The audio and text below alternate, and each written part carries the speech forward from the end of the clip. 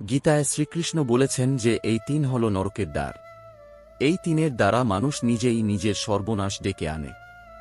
জেনে নিন গীতায় কোন তিনটি বিষয়কে নরকের দ্বার বলেছেন শ্রীকৃষ্ণ।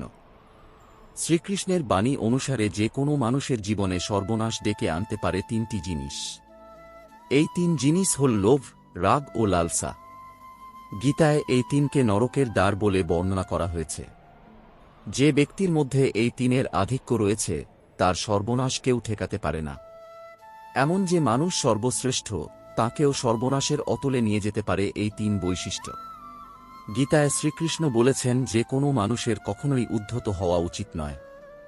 অহংকারের বশে মানুষ অনেক সময় এমন অনেক কাজ করে ফেলে যা তার নিজের জন্যই সঠিক নয়। শেষ পর্যন্ত এই অহংকারই তার ধ্বংসের কারণ হয়। তাই আমাদের সবাইকে অহংকার ত্যাগ করার পরামর্শ দিয়েছেন শ্রীকৃষ্ণ। শ্রীকৃষ্ণ গীতায় বলেছেন যে পরিবর্তন এই জগতের নিত্য সত্য। শ্রীকৃষ্ণ বলেছেন যা ঘটেছে ভালোর জন্য ঘটেছে, যা ঘটছে তা ভালোর জন্য ঘটছে এবং যা ঘটবে তাও ভালোর জন্য ঘটবে। তুমি কি হারিয়েছে যে তুমি কাঁদছ? তুমি কি এনেছিলে যা তুমি হারিয়েছ? তুমি কি তৈরি করেছিলে যা ধ্বংস হয়ে গিয়েছে? তুমি যা নিয়েছ এখান থেকে নিয়েছ, তুমি যা দিয়েছ এখান থেকেই দিয়েছ।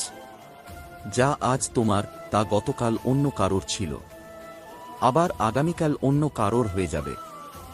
গীতা অনুসারে একজন মানুষের নিজের মনের উপর সম্পূর্ণ নিয়ন্ত্রণ রাখা জরুরি। আমরা যদি নিজের মনেকে নিয়ন্ত্রণ করতে না পারি তবে তা আমাদের শত্রু হিসেবে কাজ করবে। শ্রীকৃষ্ণ গীতায় আরও বলেছেন, না এই শরীর তোমার, না তুমি এই শরীরের। এও শরীর তো আগুন, জল, আকাশ, মাটি, বাতাস এই পঞ্চভূতে তৈরি, আবার মৃত্যুর পরে এই পঞ্চভূতেই বিলীন হয়ে যাবে। কিন্তু এই আত্মা চিরকালীন। তাহলে তুমি কে? হে মানুষ, তুমি ঈশ্বরের কাছে আত্মসমর্পণ করো। এটাই তোমার শ্রেষ্ঠ সহায়ক হবে।